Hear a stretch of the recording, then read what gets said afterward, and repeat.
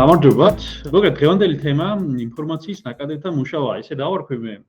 ახლა შინაარსი აქ ცოტა ძალიან დიდია უფრო ნახავთ, იმიტომ რომ კომპლექსურად უნდა განიხილოს საკითხები, სხვადასხვა საკითხები ერთმანეთთან მიმართებაში და არა ერთ საკითხის ძალიან ღრმად შაკირკიტება. რატო არის ეს საჭირო, ცოტა ხანში მე სლაიდებზე გაჩვენე.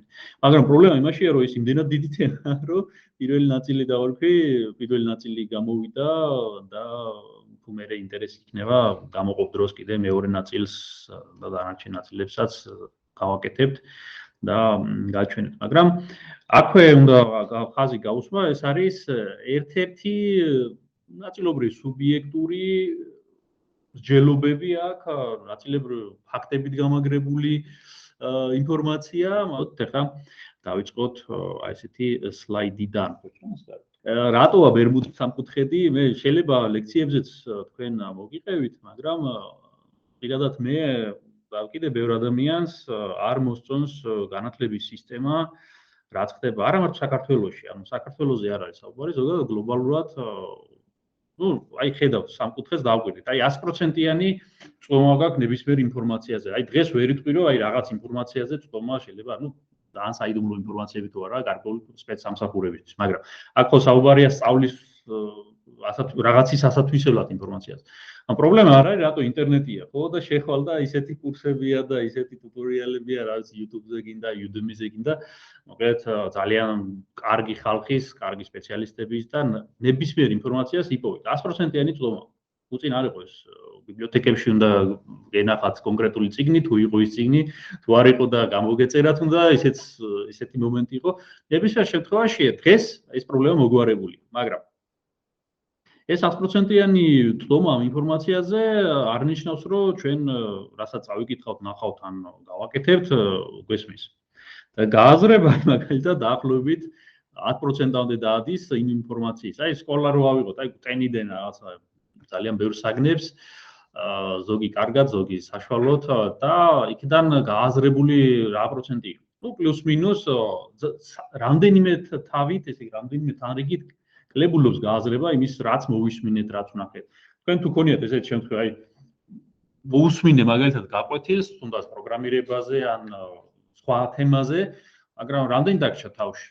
აი მეორე დღეს მაგალითად, ერთ კვირაში დაგჭა რამე თავში. თუ დაგჭა, კარგი და ბევრად ნაკლებია ეს პროცენტი, ვიდრე ის რაც მოისმინე. ამის თქვამი.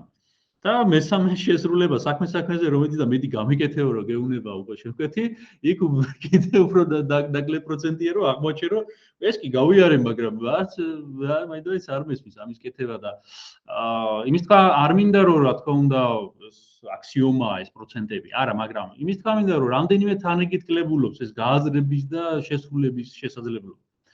და ეს ცუდია, ეს არ არის კარგი. ამიტომ შევხედოთ ამ ჭრილში, რომ არ ნიშნავს იმას, რომ რაღაცა გაკვეთილები გაიარეთ ჩემთან თუნდაც და ეს აუცილებლად გესმის და აუცილებლად ყველაფერს გააკეთეთ. მეც მათ შორის ბევრი რაღაცა რასაც ვწნი და რაღაცა გააზრების მომენტი მაქვს ხშირად. სხვადასხვა სიტუაციები თუ დააკვირდით ლექციებისას, ზოგჯერ იმპროვიზირებად რაღაცებს ვაკეთებდი სპეციალურად, რომ აი ერთი მხრიდან მეორე მხრიდან და გააზრებაში მეხმარება პირადად მე. თქვენც გირჩევთ, აი ესე მიუდგეთ, იმიტომ რომ ახლა ყველა გენიოსი არა აქვს. ზოგს მეტი შრომა ჭირდება, რომ რაღაცა თემაში შევიდეს. და ამ თემაში რო შევიდეს, მეტი მუშაობაა საჭირო. ოღონ მუშაობა არა, წიგნით ესე არა, ეს ამას დააჭირე, ეს დააჭირე, არა.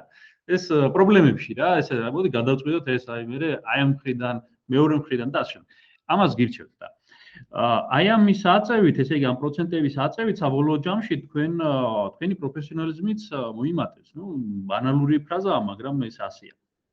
გავაგრძელოთ ახლა და საიდან დადგა ეს პრობლემა? საიდან წარმოიშვა ეს პრობლემა? იმისათვის რომ ჩვენ კარგად მივხვდეთ რასთან გვაქვს საქმე, ჩვენ ცოტა ისტორიას უნდა გადავხედოთ თვალი. არსებობს ესეთი სქემა, არ ვიცი, კარგად ჩანს თუ არა, ნუ მოგიყვებით, ნებისმიერ შემთხვევაში ცოტა წვრილად ჩანს და მე ამ პრეზენტაციასაც მოგცემთ, რა თქმა უნდა. აი ზევით ხედავთ, ესეთი კლაკნილია, მწვანე, ხო? ეს არის ბიოლოგიური დროის სიხშირე. ნუ ეს სტატისტიკურად პლუს მინუს ცნობილია, რომ პირველი შვილი გოგონებს დაახლოებით 25 წლამდე უჩდება. სტატისტიკა, უხეში სტატისტიკა რო ავიღოთ და თაობათა ცვლის რიტმია დაახლოებით, ყოველ 25 წელიწადში ახალი, ესე იგი, თაობა ესე იგი მატლობს. ანუ საშუალოდ რო ავიღოთ, ეს არ ნიშნავს ისე და ისე 100%-იან მაჩვენებლებს. არა, მაგრამ ნუ ეს სტატისტიკა გვაძლევს ესე ბიოლოგიური ცვლის რიტმი. ეს არ იცვლება წლების განმავლობაში, ეს გრძელდება, ანუ ახლა უფრო ნაკლებია ქალბატონი, რომელიც 50 წელს რო არის მაშინ მშობიარობს და უფრო მეტია, ვინც 25 წლამდე პირველ ბავშვს აჩენს, ხო? ბიოლოგიური ცვლის რიტმი. აი ესე რო შევხედოთ. მაგრამ ქვევით, აი რასაც ხედავთ ლურჯ მეორე კლაკნელს ასე ვთქვათ. ის არის უკვე სოციალური დროის სიხშირე და ტექნოლოგიური დროის სიხშირე. მოკლედ რო ვთქვათ, ქვევით ხედავთ დროს, წლებს 1800 წლიდან რო დავიწყოთ დაკვირვება, თქვათ, უფრო ადრეც შეიძლება, მაგრამ სტატისტიკა იქ უკვე ნაკლები გვაქვს, მაგრამ ეს გამოთვლილია, ეს ჩემი ნაკლები არ არის და ეს უკვე კონკრეტული კვლევების ბაზაზეა. ქვედა კლაკნელი გვაჩვენებს ტექნოლოგიათა ცვლის რიტმს. და თუ დავაკვირდებით, საბოლოო ჯამში ხდება ესეთი რამ. მე ანალოგიურად მოგიყვებით, ახლა მაგალითებზე და მივხვდებით, აი რა არის ასაფული სინამდვილეში არის. აი მაგალითად უწინ, აი 1800 წლები რო ავიღოთ, მე-19 საუკუნე, მე-20 საუკუნის დასაწყისიც პრინციპში. ესე იგი, ადამიანი ახალგაზრდობიდან ისწავლიდა ერთ ხელობას, თქვათ, რაიმეს, თქვათ ოჯახიდან ან რაღაცა და ის ცხოვრების ბოლომდე მას ყოფნიდა, რომ პური რო ეშოვნა, ოჯახი ეჩინა და მოკლედ იყო იმ ხელობაში, არცდებოდა იმას და მოკლედ ყველა ბედნიერი იყო, თვითონაც ბედნიერი იყო, ამით ცხოვრების ბოლომდე მას არ სჭირდებოდა ინტენსიური სწავლა, ახალი რაღაცეებს. რატომ? იმიტომ რომ ასე ნელა მიდიოდა ეს რიტმი, თუნდაც ტრანსპორტი რო ავიღოთ, საკმაოდ დიდი ხანი იყო ცხენებზე, ხო, ეტლებით და ეს ყველაფერი. მაგრამ შემდეგ უკვე წამოვიდა უკვე მატარებლები, მანქანები, ხო, დღეს რამდენი მოდელი გამოდის. დააკვირდით ახლა წითელ აი ამ სვეტს, რომელიც აღნიშნავს რეზონანსს. ნუ რეზონანსი დაემთხვა, სიხშირეები დაემთხვა, ესე იგი ბიოლოგიური რიტმი პლუს ტექნოლოგიური რიტმი. ესე იგი ეს მოხდა 1914-დან 1939 წლების მონაკვეთში. ანუ მოხდა რა, ბიოლოგიური ცვლის რიტმი დაემთხვა ტექნოლოგიური ცვლის რიტმს. ანუ უკვე ადამიანის თაობები ერთხელ რო სწავლობდნენ რაიმე თქვათ ხელობას და ყოფნიდათ შვილებს, შვილიშვილებს და ასე შემდეგ, აქ უკვე არ გამოვიდოდა, იმიტომ რომ ერთი ცხოვრების განმავლობაში ადამიანს შეიძლება უკვე დაჭირვებოდა სხვა რაღაცის სწავლაც ერთ თაობაში და არა თაობებში. აი ეს კარგად გამოავლინეთ. და შემდეგ უკვე დააკვირდით ლურჯი კლაკნელი როგორ სიხშირე მოიმატა. თუნდაც თუ დავაკვირდებით, ახლა დღეს ყოველ კვირას გამოდის ახალი ტელეფონი, ახალი მანქანა, რა ვიცი, კომპიუტერი და ახალი ტექნოლოგიები და ამ ტექნოლოგიებს რა ჭირდებათ, ახლა software ინჟინერები ჭირდებათ, ხო, DevOps-ები ჭირდებათ და ასე შემდეგ, ხო, სხვადასხვა სპეციალისტები. ჩვენი სფერო რო ავიღოთ, სხვა სფეროებს რო თავი დავანებოთ, მაგრამ ისე თქვა მინდა. ბიოლოგიური ცვლის რიტმი იგივე დარჩა, ზევით. მაგრამ ტექნოლოგიური ცვლის რიტმი შეიცვალა და ახლა შენ ცხოვრების ბოლომდე კი არა, ყოველ 5 წელიწადში მაინც გიწევს რაღაც ახალი სწავლა, რომ კონკურენტუნარიანი იყო ბაზარზე. წინამდე შემთხვევაში სამსახურს კარგავ. წინამდე შემთხვევაში სამსახურს დაკარგავ. არა კონკურენტუნარიანი ხდები, რომ მოძველებულ ტექნოლოგიებზე ზიხარ, ესე იგი software ხალხი რო ავიღოთ თუნდაც, აი, დეველოპერები რო ავიღოთ და პლუს მინუს სხვადასხვა სპეციალობაში, ახლა შეიძლება 5 წელი არა, მაგრამ ნუ 10 წელიწადში მაინც, მაგრამ ერთხელ ისწავლა და ცხოვრების ბოლომდე გიყოს, ასე აღარ გამოვა უკვე და. აი ეს რასაც ხედავთ, ამან გამოიწვია ის, რომ უკვე ცოტა მიდგომა შესაძლებელია, ერთხელ ვისწავლე და ცხოვრების ბოლომდე მეყო, ეს არ მუშაობს, იმ მიზეზით, რომ კონკურენტუნარიანი არ ხარ და ეს იცვლება და ძველდება ეს ტექნოლოგიები. მე მithქვამს მაგალითი ალბათ და გამიმეორებ, რომ აი Delphi სწავლობდნენ ჩემთან კურსზე, ძალიან მოწონდათ ახალგაზრდებს, წიგნებს ყიდულობდნენ რაღაც და ესე იგი აკლავდნენ თავს ამ Delphi-ს. აი Delphi დღეს უკვე, ნუ ტარიენა რა და ფაქტიურად დაიკარგა ის ცოდნაც და ნუ ვინც გაყვა იმას ფაქტიურად კონკურენტუნარიანი აღარ არის. ვინც მოახერხა გადაწყობა ძალიან კარგი, მაგრამ ნუ იშვიათ. ხო, ანუ მე რატო გაჩვენეთ ეს სლაიდი, მეგობრებო? იმიტომ რომ გაფრთხილებაა ეს თქვენთვის. გაჩერდებით, ჩამორჩებით. ამიტომ აი ლექციებზეც მილაპარაკია, რომ არ ჩააკერკიდეთ ზედმეტად რაღაცა ტექნოლოგიაზე. კი, რაღაც ზონებზე მიდით, ჩემი კურსიც მეორე თუ დააკვირდით, მე მithქვამს ხოლმე, რომ აი ძალიან სიღრმეებში არ მივდივარ, იმიტომ რომ შეიძლება ეს საერთოდ ამოვარდეს კონკურენტმა რაღაც უკეთესი რაღაც გამოჩნდეს და დაგვრჩება ეს ზედმეტად გარჩეული და ამ დროს არ იყენებ, ხო? მაგრამ წარმოდგენა ხო გაქვს, წარმოდგენაზე მეტი გაქვს. დაგჭირდება აგრძელებ უფრო სიღრმეში საქმეში. არ დაგჭირდება და ნუ მოიკლავ თავს. დროის კანონი დაიმახსოვრეთ ამ სქემას, მე ნახავთ კიდევ ერთხელ ჩავლეთ, გაიაზრეთ რატო გახდა საჭირო, აი მაგალითად შეცვლა საერთოდ განათლების მიმართ მიდგომის და მე ვილაპარაკებ ამაზე კიდე შემდეგ სლაიდებზე, იმიტომ რომ ძველი სტილი არ მუშაობს რა მოკლედ რომ. გავაგზავნოთ. აი ესეთი საუბრები კვიცი გვარზე ხდისო რა. ნუ ვიცით ეს დედიკოებია და მამიკოებიც არაკლებენ.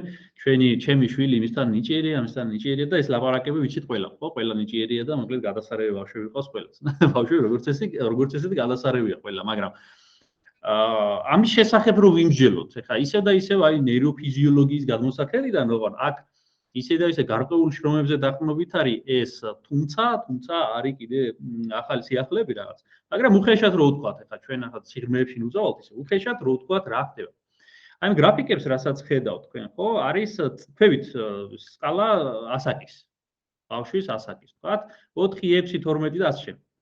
ზემოთ არის ინტელექტუალური პირობითი ესე ვთქვათ, მაჩვენებელი პროცენტულობით განვითარების მაჩვენებელი, ინტელექტუალური არა, განვითარების მაჩვენებელი. როგორ? აი ეს კლაკნილები, რასაც ხედავთ, სხვადასხვა სისტემის, აი იმუნური სისტემა პირველი მაგალითად. შემდეგ ტვინი როგორ ვითარდება. ესეც გამოკვლეულია, ესე მე ახალი არაფერი არ გამომგონებია, ნეიროფიზიოლოგიური კვლევებია და ეს უკვე კარგახანია ცნობილი. ანის ნაწილების კიდურები და ასე შემდეგ განვითარება, რა ასაკში რისი განვითარება უფრო ხდება, აქ ეს არის ნაჩვენები და. ნუ ბოლოს მეოთხე რეპროდუქტიული სისტემის განვითარება. ანუ 4 წლამდე ყველაზე აქტიურად ვითარდება ტვინი, აი თუ დააკვირდებით ესეთ მოდის ნელა მეორე. ესე ყველაზე აქტიურად ვითარდება ტვინი 4-6 წლამდე. და არის ერთგვარი ტე მონაკვეთი, ქვევით, ტე ესეთი მონაკვეთი. ეს ტე მონაკვეთი კრიტიკულად მნიშვნელოვანია ბავშვებისთვის. ყველასთვის, მათ შორის თქვენთვის, ჩემთვის, აბსოლუტურად ყველასთვის. თქვენ რო გეყოლებათ შვილებს შეიძლება ყავთ კიდევაც ზოგიერთს, თქვენ ბავშვებისთვისაც ეს კრიტიკულად მნიშვნელოვანია. გარდა იმისა, რომ გენეტიკურად, ესე იგი, გადადის ინფორმაცია მშობლებიდან ბავშვზე, ეს თავისთავად არავინ არ ყავს, მაგრამ ხდება ამ მონაკვეთში სოციალური ფუნდამენტის ჩადება. პიროვნული თვისებების ჩადება, რა თქმა უნდა, ბავშვი ვერ იაზრებს მაგას, მაგრამ პიროვნული, გარკვეული, ესე იგი, ჩადებული აგურების გააქტიურება, ესე დავარქვა. აი, მაგალითად, რატო არის კარგი, რომ ბავშვს მუსიკაზე წაიყვანეთ, ცეკვაზეც ისე ხო ძალიან ზედმეტი არ მოგვიდეს, მაგრამ ჯობია იქით-აქით აჩვენო ყველაფერი ეს, ვიდრე მარტო ერთ ოთახში ყავდეს თეთრი კედლებით და ეს ფაქტებით არის დადასტურებული, რომ IQ იმ ბავშვის, რომელიც მარტო ოთახში იყო გაზრდილი და ვინზე იქით-აქით დადიოდა, მეორეს უფრო ოდნავ დიდია იმას. და რატო? იმიტომ რომ აი ამ აგურების, ესე იგი, პოტენციური აგურების გააქტიურება ხდება ფიზიოლოგიურ დონეზე ტვინის კონკრეტული ნეირონების ინგრამებს უნდა ხინათ.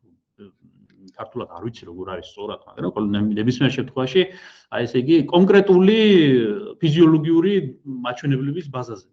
აი ამის აქტივაცია ხდება და აი ეს კრიტიკული მნიშვნელოვანია 4-დან 6 წლამდე. შემდეგ უკვე იმუნური სისტემა და ისინი ხდება და მოკლედ სადღაც აი განვითარება რა ფიზიოლოგიურ დონეზე, შემდეგ უფრო ჩერდება, შედარებით ჩერდება. ეს არ ნიშნავს, რომ საერთოდ ჩერდება, არა, უბრალოდ ეს კლაკნილი ერთ სიფტყეზე. ტვინის განვითარებას რაც ეხება, ფიზიოლოგიურ დონეზე ისე და ისე. ანუ რაც უფრო მეტია თქვენ ნეირონი ფიზიოლოგიურად განვითარებული იქნება, მეტ შესაძლებლობა გექნება მოგვიანებით. აი მიშიკოთი თუ ვერ ისწავლე, მიხეილით უკვე გვიანია სწავლა, მივხვდით? აი ამის თქვა მინდა. ეს მნიშვნელოვანია. და რატო? აი მაგალითად იყო ცდები იყო კატებზე. აი 3 კვირის კატა, ხო კნუტი უბრალოდ. ზუსტად 3 კვირის კნუტს რო დაუმალოთ, აი არ მისცეს საშუალება მხედველობის 3 დღით. მას ექნება სერიოზული დეფექტები მხედველობის მოგვიანებით. ეს ცნობილი ის იყო ექსპერიმენტები, ასე ვთქვათ. და ეს კნუტებზე, ადამიანებზე არ ვიცი, კონკრეტულად, ესე იგი, არის გამოყოფილი მონაკვეთი ტვინში გარკვეული მონაკვეთების განვითარების, რომ იმ მონაკვეთში შენ ის მუსიკა უნდა აჩვენო, მოასმენიო, ან რაღაცა უნდა აჩვენო, რომ იმის აქტივაცია მოხდეს, რომ მოგვიანებით თუ დაინტერესდება თუ აზრს დაატანს, შეიძლება იქ უკვე ნიჭიერი აღმოჩნდეს ან რაღაცა მაგდროა. შეიძლება ხო უნარები რაღაცა არ ვიცი ხო მაგრამ იყო მეორე მომენტიც აი 1970-ში მაგალითად ნახეს გოგონა რომელიც ბავშვი რომელიც ისე იგი ნუ პათოლოგი მამა ყავდა იმ ოჯახს დედა ბრმა იყო რაღაცა და მოკლედ ბიბული ყავდა ჯაჭვით რაღაცა ამერიკაში სხვათა შორის მე დაგუგლეთ ნახეთ ცნობილი ისტორია და ეს ბავშვი ბავშვობიდანვე იყო მიჯაჭვული ლოგინზე ესე იგი რძეს აჩვენებდნენ მარტო და მოკლედ არანაირი აქტივობა სოციალური და ვერ ლაპარაკობდა ნუ ეს რომ გაასწდა ეს ამბავი და დაიჭირეს ის გამოიყვანეს ეს ბავშვი რეაბილიტაცია უკვე ის იყო 14 თუ რაღაც წლის ის გოგონა მის უკვე ვერ შეძლეს ის დარჩა ცხოვრების ბოლომდე მუნჯად ვერ საუბრობდა იმიტომ რომ ის მომენტი როდესაც მას უნდა ჩამოყალიბებულიყო მეტყველება აბსტრაქტული მსჯელობა და ასე შემდეგ უკვე წასული ანუ დამთავრდა დაიკეტა ის ფანჯარა უკვე გვიანია შემდეგ აი რაც გითხარით მიშიკოზე და მიხელზე უკვე გვიანია შემდეგ იმ ნეირონების აქტივაცია უხეშად რო სამწუხარო ისტორია, მაგრამ იყო ბავშვი მაუგლებს უძახდნენ, რომ მათი უკვე გასოციალურება უკვე გვიანი იყო. ასიტომდე ასწავლეს პროფესორების და აროდე. აღმოჩნდეს რა ტექნოლოგიიდან დაიწყო სოციალიზაცია და ასიტომდე მეტი. ხო. ანუ შემდეგ უკვე ამ ბავშვების, ну, სამწუხარო ფაქტი, ამ ბავშვების IQ, დიახ.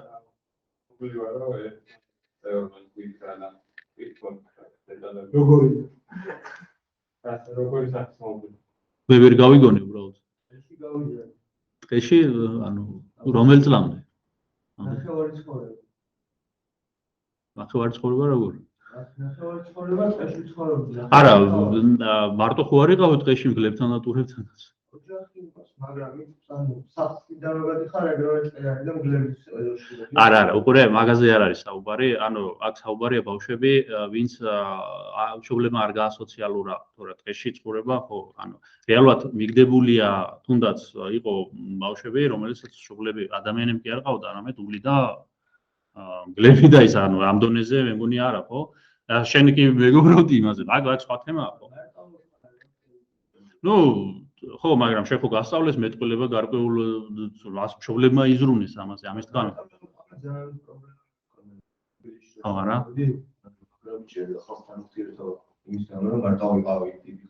თუმცა შენ გაგიმართლა რომ მოასწარი იმ მონაკვეთში ისა, იმიტომ რომ აი გვიან ძალიან გვიან ხო არ ჩამოხვედია მაგალითად.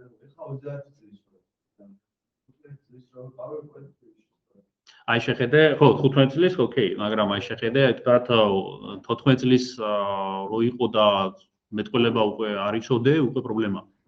ანუ ხო, ძალიან კარგი, მე არ ვიცოდი, საინტერესო ისტორია. მოკლედ, ისიც ხამინდა რომ არის ეს ფანჯრები.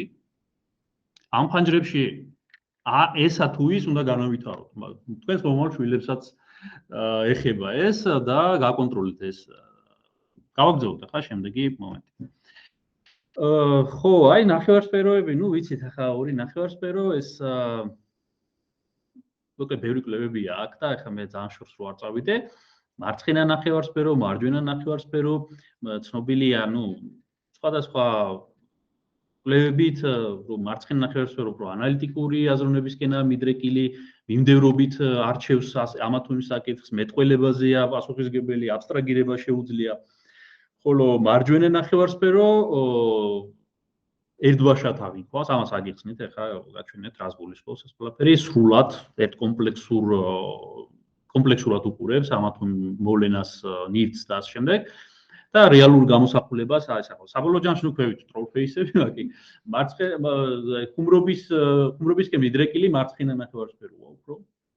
და ნაკლებად მარჯვენა. თუმცა აი მემარცხენეებში ეს ცოტა ეგეთ შეიძლება იყოს, მაგრამ ნუ ახლა არ წავალ შორს, ჩვენ ახლა ეს არ გვაინტერესებს, ჩვენ გვაინტერესებს რა. რატომ უკვე ეს, ხო? არსებობს სიტუაციები, აი ესეთი სიტუაციები, აი პირდაპირ შემდეგ სლაიდს გაჩვენე. არსებობს სიტუაციები, სადაც მაგალითად აი ხედავთ რაღაცა მოვლენას, მაგრამ სიტყვით ვერ გადმოსცემთ. ხონიათ ესეთი, რომ აი ხვდებით რაზეც ალაპარაკობ, რომ სიტყვას ვერ პოულობთ. და პირიქით. სიტყვები რა ხარუხი იცით, საკითხული გაქვთ, მაგრამ ვერ ხვდებით შინაარსი რა არის. ხო, საბოლოო ჯამში აი ხედავთ ამ მოვლენას, ანუ თქვათ ხე არ, პირობითად ხე ავიღოთ, ტრანსლირდება სიტყვა კოდში, სხვადასხვა ენაზე მიწერილი. და პირიქით, სიტყვა კოდი ტრანსლირდება მოვლენაში ან ნივთში, აქ ახლა ნივთები არ იგულისხმობ მარტო, აქ მოვლენებზეც არის საუბარი და ქვევით აი ლამდა ფუნქციას ალბათ გახსოვთ ჩვენ გავიარეთ და ახლა პირველად რომ ვეთქვი ლამდა ფუნქცია რაღაცა ეს ლამაზად რომ ელაპარაკა თქვენ ვერ მიხვდებოდით საერთოდ რა მოვლენა იმალება თქვათ იმის უკან, ხო? ან მარტო ნივთებზე არ არის და აქ ზუსტად შემოდის აი სინქრონიზაცია იმ ორი ნახევარსფეროს. მაშინ როდესაც მე ვიძახე თქვათ ვაშლი, ხო? წარმოვთქვი სიტყვით, სიტყვა კოდია ეს მარცხენა ნახევარსფეროს პირობითად ბაზაზე, მაგრამ თუ შენ ცხოვრებაში არ გინახავს ვაშლი, არ გიჭამია ვაშლი, შენთვის ეს უცხოხილი იქნება ნამდვილად, მაგრამ ჩვენ ყველამ ვიცით ახლა ვაშლი რა არის და მარჯვენა ნახევარსფეროში ვაშლის სრული, ოღონ აბსტრაგირებული არა, ნახატი არა ვაშლი. ნახატი აბსტრაქცია ზუსტად მარცხენა ნახევარსფეროს თემა. აი რო დავხატო მე ახლა დაფაზე, ვაშლის მაგვარი რაღაცა, ეს მარცხენა ნახევარსფეროს მუშაობის შედეგია, აბსტრაგირება. მაგრამ რეალური ვაშლის უცხოანაირად გამოიყურება, სუნიც აქვს, გემოც აქვს, ყველაფერი და ეს უკვე მარჯვენა ნახევარსფეროს მუშაობის შედეგია. არის კიდევ იქ ნიუანსები, მე ძალიან შორსაც არ წავალ აქ, იმიტომ ამაზე უნდა ისაუბროს ამ სფეროში უფრო ღრმად მოღვაწე ადამიანები, მაგრამ ეს მიგნებები არის ამის თხოვნით. ეს მიგნებები არის და დარწმუნებული ვარ კიდევ უფრო მეტი მიგნებებიც არის და უფრო გაშლის ის ხალხი ამას. მე ახლა იდეას გეუბნები. აქ იმალება აი ზუსტად სწორი ცოდნის მიღების ალგორითმით, აი ზოგს მაგალითად მთელი ცხოვრება სწავლობს ინგლისურს და ავიწყდება მაინც რაღაცეები ან სხვა ენას და ასე შემდეგ. ხო, ზოგს პირიქით არ აქვს ეს პრობლემა. ანუ მაშინ, როდესაც თქვენ მოახერხებთ სინქრონიზაციას ამ პირობითად ორი ნახევარსფეროს, თქვენ ბევრ პრობლემას სწავლასთან, მეხსიერებასთან დაკავშირებულს გადაჭრით. რატომ? იმიტომ რომ სიტყვა გამაგრებულია მისი სინქრონული რეალური გამოსახულებით და რეალური ცნებით. შესაბამისად, აი პროგრამირებაში ახლა ხო, ახლა ერთია რომ წერო კოდია copy paste-ო, ეს არის მარცხენა ნახევარსფეროს მუშაობის შედეგი, აქ copy paste-ებ წერ ლამაზად ყველაფერი მაგრამ ვერტები იმის უკან რა მოძრაობს, რა მოვლენაა, რასთან გვაქვს აქ. ამას როგორც კი გადაწყვეტ თქვენ, ჩათვალეთ რომ უკვე გესმით ისე თუ ის საკითხი. ეცადეთ ყოველთვის აი თქვათ, ხედავთ კოდს ხო, ის რასაკეთებს უნდა ნახო, იგრძნო უნდა, მაგრამ ჩვენთან სკოლებში და უნივერსიტეტებშიც ხო, გვტენიან ხშირად ძალიან დიდი მონაცემები, ძალიან დიდი ინფორმაცია, აი ასეთი კოდების დონეზე. აი ფორმულები ჩამოწერდა, აი მაგალითად კვადრატული განტოლება. აი ჩამოწერდა იმის ამოყვანა რაღაც. ის სად გამოიყენება? სკოლაში ჩემთვის არ აღხსნიათ სად გამოიყენება, რა კონკრეტულ სიტუაციებში, მშენებლობაშია, მოძრაობაში, სად არის ეს, ხო? აი პროგრამირებაშია იქნება ხო რაღაც და ეს სკოლაში ჩემთან არა. თქვენთან თუ გაჩვენათ პედაგოგმა, ესე იგი ყოჩარ, ძალიან კარგი პედაგოგი იყო და პროფესიონალი იყო თავის საკითხში. იგივე ბიოლოგია ავიღოთ, იგივე ქიმია ავიღოთ, ხო? იქ ვკითხულობდით რაღაცეებს და ნუ მე მაგალითად არც მახსოვს ახლა სკოლაში რა გავა. ხო, ნუ ახლა ბავშვი ვერ ხვდება ამას, რა თქმა უნდა და არ უნდა ეზარება იქ ეძინება და მთელი ამბები და არა ისწავლე და ყველაფერი დადიოდა მექანიკურ მეხსიერებამდე. მექანიკურ დაზეპირება დაზუსტვა, ან ძალით იქნებ გადავიტანო ეს ტაშტი, ეს წყლის ალბათ გითხარით, გროვდებოდა ეს საგნები გროვდებოდა, გამოსთაზე მე ამ ტაშტს გადაასხამდნენ მასწავლებელს და მერე цаრიელია ისე ტაშტი, სამაგერო საგანი ჩაბარებულია, ხო? ხო, ნუ ამ დონეზე და საქმეში ვერ იყენებდნენ ამას, ხო? ხო და ეს ტაშტები ეცადეთ გამორიცხოთ რა, მოკლედ რო თქვა და აი რა ხდება, ესე იგი აი აღქმის ორი მოდელია. სამყაროს აღქმის ორი მოდელი ესეთი პირობითი და ზევით კალეიდოსკოპი არ ვიცი ქონია თუ არა, აი ჩაიხედები, აი ბავშვების სათამაშოებია, გადაატრიალა და ლამაზი რაღაც ფიგურები, ესე იგი, მაგრამ უაზრო, ლამაზი, მაგრამ უაზრო ფიგურები და აი ზუსტად ორი მიდგომა არის, ორი აღქმის მოდელია, ერთია კალეიდოსკოპური აღქმა, ყველაფერი ინფორმაცია, ქიმია, ფიზიკა, მათემატიკა, პროგრამირება ერთად იყრება თავში. ამათან კავშირი საერთოდ თითქმის არ არსებობს სკოლის და მათ შორის უნივერსიტეტის ბაზაზეც. სამწუხაროდ, ეს საქართველოს არ ეხება მარტო ეს. სხვაგანაც იგივე ხდება სამწუხაროდ რა. და მე ვერ აკავშირებ შენ მათემატიკას იგივე ქიმიასთან, ან ფიზიკას, არა და ეს ერთმანეთთან ძალიან დაკავშირებული ცნებებია და აი ესეთი კალეიდოსკოპი გამოდის. აი ლამაზია ხო, რაღაცები კი, მაგრამ დამოუკიდებლად ფლობს ბავშვი ამას. ერთმანეთთან მიმართებაში ხშირ შემთხვევაში ვერ საზღვრავს. მეორე არის მოზაიკა, ნუ მოზაიკაც ალბათ გინახავთ, აი სხვათა შორის მე ვთვლი ხოლმე, არ ვიცი რამდენად გამოდის, მაგრამ აი პითონის მეორე კურსი ვინც ესწრებოდი.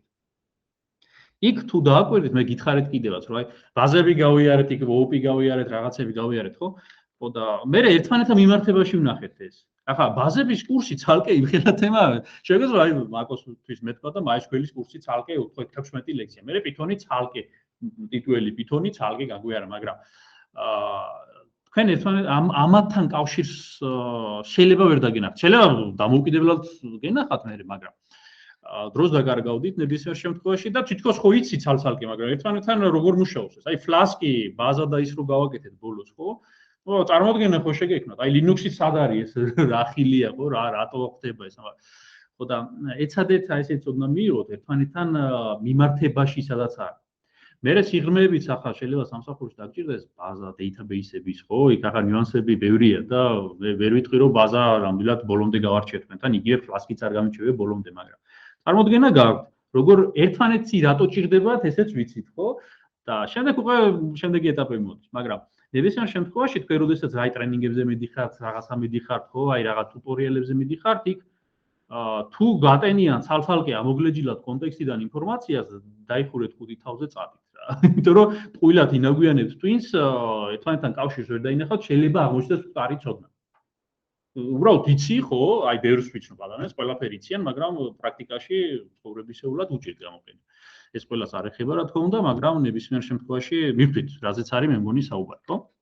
აგერ არის ეს ჩვენი ქიმია, მათემატიკა, ფიზიკა, ინფორმატიკა და აი აგერ კალე საწყალ ბავშვებს ეს უყრიათ თავში, ქიმია ცალკე, ფიზიკა ცალკე, იქ მათემატიკაც არის და ენა და მოკლედ მე თავით კივა, მე ზარმაცობს, მე ორიანეს იღებს და გონია თვითონ არის დამნაშავე, ამ დროს სისტემა არის აბსოლუტურად ან არასწორი, ან ცუდი ლექტორი, მასწავლებელი შეხვდა და მოკლედ ან ორივე ერთად. ხო, ანუ ახლა ბევრი რო არ ვილაპარაკო, მე მქონდა ეგ მომენტი, აი 3-ები, 4-ები სკოლაში არაფერი ფრიადოსანი საერთოდ არ ვიყავი და მე-9 კლასში საერთოდ იგი გამოცდა 13-ზე ჩავაბარე და ვერ გადავლახე ბარიერი კლასებს შორის. აი წარმოიდგინეთ. ნუ მე ჭადრაკზე დავდიოდი რეალურად და ვაცდენდი სკოლას და მოკლედ ნუ ისე მოხდა იქ გარკვეული კორუფციული თემებიც იყო, ამას აღარ შევეხები, მაგრამ მოკლედ 3-ზე ჩავაბარე არ მეყო აი ეს მომენტი და და მჯეროდა რომ აი ესე იგი სულელი ესეთი საშუალო სტატისტიკური ახალ ბავშვი ვარ, რომელიც ტუპოიო აი რუსებს აქვს, ხო? დამაჯერეს, აი ხო, კი ბატონო, აი ესა და შემდეგ მეორე სკოლაში გადავედი, ანუ მივიღო ჩვენი და იქ აღმოჩნე რომ ანუ პედაგოგზე იყო და აი მადლობა, აი თუ ვიყურებს, დიდი მადლობა მას, რომ აი ესე იგი აღმოჩნდა რომ ესე იგი არც ისე სულელი და არც ისე ჩაკეტილი და მე გავიხსენი და გამეხმარა ძალიან. ანუ ამას ძალიან დიდი მნიშვნელობა აქვს. აკონტროლეთ ეს ბავშვები რო გეყოლებათ, მოგვიანებით თქვენც, იმიტომ რომ მე GPA-შიც იგივე დავამართ პირველ კურსზე 3-ები რაღაც და მე შევიცვალე ფაკულტეტი, მე დავამთავრე კარგადაც ყველაფერი, მაგრამ დიდი მნიშვნელობა აქვს ამას, როდესაც ხტენიან ამ აბსოლუტურად აბსტრაგირებულ რაღაც უაზრო ინფორმაციას, შენ თავი გტკივა ვერ ხვდები, თან შენ თავზე ბრაზდები, აუ ეს მე ყოფილი ვარ ასეთ სულელი და ასე, მაგრამ სინამდვილეში ეს სიტუაციაზეა დამოკიდებული ლექტორზე ძალიან დიდი მასწავლებელი, დიდი ის არის, დიდი მნიშვნელობა აქვს და უკვე მაშინ ვერ იაზებ უბრალოდ ეგეც იცოდეთ. პატარებმა არის ახლა ამდენი თეორიები სად იცის პატარებმა, ხო? ან მე უნივერსიტეტის დროსაც შეიძლება არ იცოდე, ხო? თუ გაიგე ადრე, გაგიმართლებს და იცი უკვე რას უნდა შეგე. ორ შემთხვევაში აი გაიგიათ ისტორიები ალბათ 60-ნები და 20-ნები მე ძალიან მოწინავე ხალხი ხდებოდნენ და ეს მასიურად ხდება, ეს არ არის ერთეული შემთხვევები და რატო ხდება? იმიტომ რომ ის არ იღებდა იმ წარწოდნას, ხო? წარწოდნას არის თავისი ცდილობდა რომ პრაქტიკული რაც ყოფილიყო და გახდა დირექტორი, გახდა ეს, ნუ არის გამონაკლისი შემთხვევებიც ესეც უნდა ითქვას, მაგრამ რაშა რაღაც შეკითხვა ქონდა გისმენ აბა. ის გადაგვცემს წარწოდნას. თვითონ როგორ იმასწავლებს? თვითონ რა შევა ვერ გავიგე?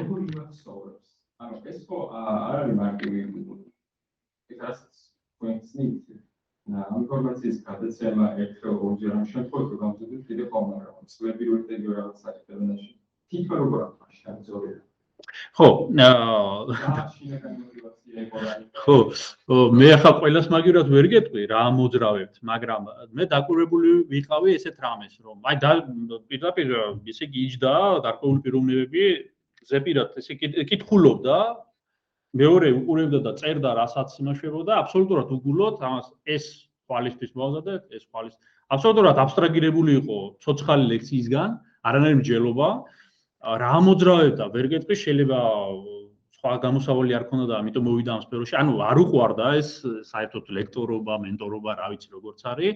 მე ვისთანაც ქონდა შეხება. თუმცა ინდივიდუალები ბევრია, ეხლა არ ვიცი, ახლა სტატისტიკა საინტერესოა მაგის კვლევის ჩატარება საერთოდ. რა მოძრაობთ ამ ხალხს, ვინც ესე წლიდან წლამდე არ ვითარდება და ესე დაზუთხული აქვს ესენი და ტენის ამ ბავშვებს თქვა გარკვეულ ინფორმაციას და თვითონაც ხო ალბათ შეწუხებული არ ვიცი. მაგრამ ეჭვი მაქვს რომ ან ფინანსური თემის გამო პრობლემები აქვს და იძულებულია ხო გარკვეული მიზეზები შეიძლება იყოს. შეიძლება იყოს სხვაგან ვერ ივარგა და აქ ერთადერთი გამოსავალი იყო აქ დასაქმებული. ხო, მაგრამ აქ ინსტიტუტის გამოუვალდებარებაშია რომ პროფესიონალი არ მოდის ხელფასიად დაბალი. აი ესეთი სიტუაციები შეიძლება იყოს ბევრი. ალბათ არ თხოვენ და ეგეთი პრობლემა არის რომ იქ არ ივარგა გამოუშვეს, აქ ვერ ივარგა არ გაუშვეს დაიწოვეთ და შეიძლება. აი ხა მე ვერ დავადებ ნამდვილად ხელს კონკრეტულ პიროვნებას, მაგრამ რეალურად არის ეს ეფექტები, ეს მოვლენები არის და რა ვიცი, გაიხსენეთ თქვენ ახლა პედაგოგები ისეთების გეყოლებოდათ და ასეთების გეყოლებოდათ, ხო? ანუ და შეადარეთ, ხო? ზოგს უხარია და არ უყურებს ხელფასს და სიამოვნება მისი ლექცია თუ გაკვეთილი, აი ზოგი იყო, მაგალითად მე სიამოვნებდა, მიხაროდა სკოლაში მისლა და ზოგი დღე მძულდა. აი სამშაბათი დღე მახსოვს ზულდა ქართული რაღაც საშინელი იყო მასწავლებელი და ესე იგი მეშინოდა ფიზიკურ მე გეტყვით შემოს აი ესე და ხელის აწევა მეშინოდა. იმიტომ რომ ესე იგი რაღაცნაირად დამტუნველად მოქმედებდა, თუმცა დამსახურებული პედაგოგი იყო რა მედლებით და ესე იგი ეს არ არის დამსახურებული. კი და ალბათ გქონდათ ეს თუ არ გქონდათ თქვენ ბედნიერი ესე იგი სკოლაც გქონდათ და ბავშვობას და რა ვიცი გილოცავთ, მაგრამ ალბათ სავარაუდოდ შეიძლება გქონოდათ. კარი, გავაგზავნოთ მაშინ. აი არსებობს ესეთი სისტემა სეფიროტი, მაგრამ ეს სისტემა მოკლედ მოდის საიდან, ესე იგი ამის საწყისები იწყება ძველი ეგვიპტის ქურუმებიდან ჯერ კიდევ. ჩამოწერეთ, რას გულისხმობს ეს მერე წაიკითხეთ. მოკლედ სოფხედველობის ის იყო რა, ესე პარადიგმა, ესე ვთქვათ, სამყარო სამშენებლო აგურებიო, ასე უძახდნენ და ორი მიმდინარეობა იყო. იქ საერთოდ რა იყო ესე იგი, ძველი ეგვიპტე, ახლა თავის დროზე საკმაოდ ესეთი იმპერია იყო, ხო, თუ როგორც იძახიან და გავლენა ჰქონდა, მოკლედ, გავლენა ჰქონდა სერიოზული. შესაბამისად, მანდ მართვაც იყო ცოტა მოწინავე ვიდრე პერიფერიებზე, რო აი ეს პოლიტიკურ მართვაზე ვიძახი და თავისი ხელმძღვანელები ყავთ. ქურუმები ყავდათ, მოკლედ 10 სამხრეთში, 10 ჩრდილოეთში და თითო ქურუმი დამატებით 11 გამოდიოდა, თითო ქურუმი იყო წარმოადგენელი სამხრეთის და ჩრდილოეთის. რაღაც საკითხთან მიმართებაში ისინი ერთმანეთთან ესე იგი ცდილობდნენ დისკუსიას, რომ აი ეს კანონი ვიღოთ, თქვა თუ ხეშად თუ არა და ეს 10 თავის სამხრეთში აგვარებდა და იმერც აგზავნიდა მეორე 10-ის იმერცთან და რომ რაღაცა საკითხი გადაწყვეტილი. მოკლედ და იყო ორი სისტემა, იყო ტეტემესი, რომელმაც მერე გაიმარჯვა საბოლოო ჯამში და იყო სეფიროტი, სეფიროტზე აქ მიწერია ტეტემესი, ესე იგი time როგორ არის, ესე იგი times matter, time, energy, space, აი ესეთ 4 ფუნდამენტია, აი მატერია, ენერგია, დრო და სივრცეო. აი ამ ფუნდამენტზე, მაგრამ მეორე, აი რასაც აქ ხედავთ, არის აი სამება, არ ვიცი როგორ დავარქვა ქართულად სწორად, სამ ბერკეტზე დაფუძნებული მატერია, ინფორმაცია და ზომა. ამას დიდი მნიშვნელობა აქვს ნამდვილეში, რატო გეუნებით, ცოტა ხანში მივხვდეთ. რას ნიშნავს ეს მატერია, ინფორმაცია და ზომა? მატერია ყველა მიცით ახლა, რომ მატერია რა არის, რას აგვადგენს, მაგრამ ეხლა მე რო კითხოთ თქვენ აბსტრაქტული მატერია, აი დამიხატეთ ან მაჩვენეთ, თქვენ დიდი ალბათობით ვერ იზამთ ამას, იმიტომ რომ აბსტრაქტული მატერია როგორც ესეთი არის. ან მატერია ან ტელეფონით გამოისახება, ან კომპიუტერით, ან ჩვენი თავი რაღაცაში გამოისახება ეს მატერია და არა აბსტრაქტული ეცნება, აი აგერ არის მატერია და ნახე, არა. რაღაცაში. მაგრამ აი ეს ტელეფონი, ხო, ეს მატერიალურია, ყველაფერი გასაგებია, ვიცით, ხო? ეს ტელეფონია, მე რასაც გაჩვენეთ. მატერიალურია, თქვენთან ტვინებში არ დევს. თავში თქვენ არ გიდევს. ეს კი არის მატერიალური ტელეფონი, მაგრამ ის რაც დევს ახლა თქვენ თავში, რაც აისახება თქვენ ტვინში, ეს არის ინფორმაცია ამ ტელეფონის შესახებ.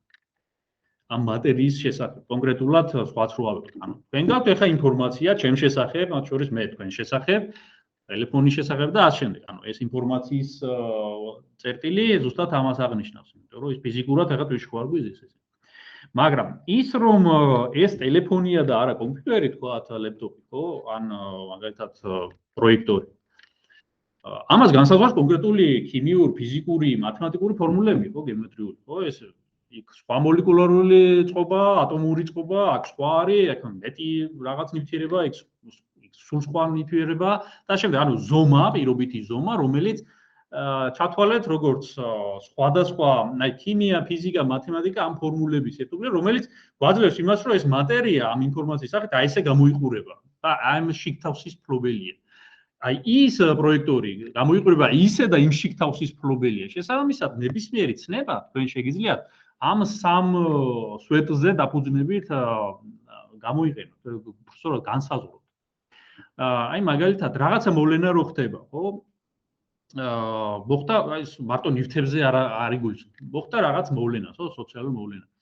აი ჩვენი ჟურნალისტები მიდიან რაღაც და გვაწყდნენ ინფორმაციას ამ მოვლენის შესახებ, მაგრამ ერთია რომ ზუსტად იმ მოვლენას ასახავს ჟურნალისტი, ოკეი, ის პროფესიონალია, მეორეა რომ მოვლენას ცოტა შეაფერადებს და ამატებს და ზომას სხვას აძლევს.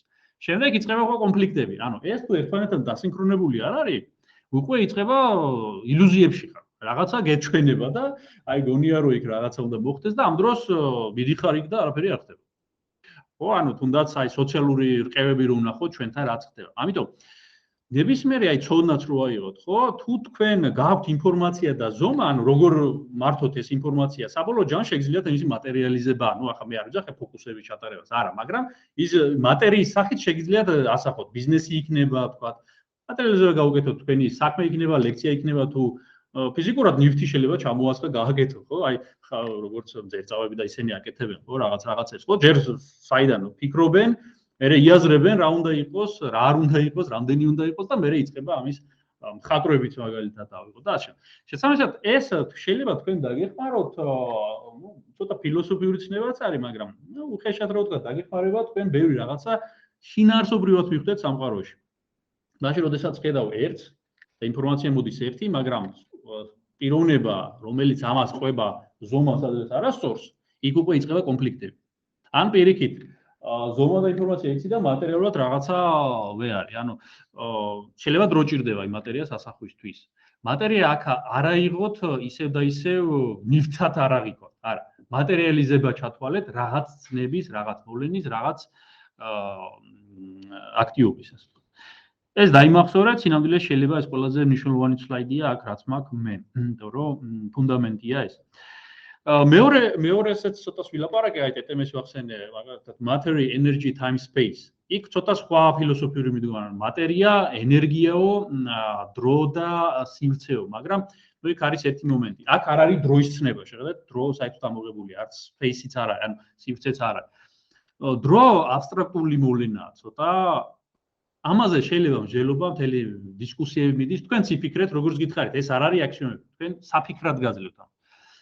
აი დროზე რო ვთქვა, დრო კი არის ესეთი ცნება, მაგრამ დრო არის ცნება მაშინ და მხოლოდ მაშინ თუ მას ვაფიქსირებთ.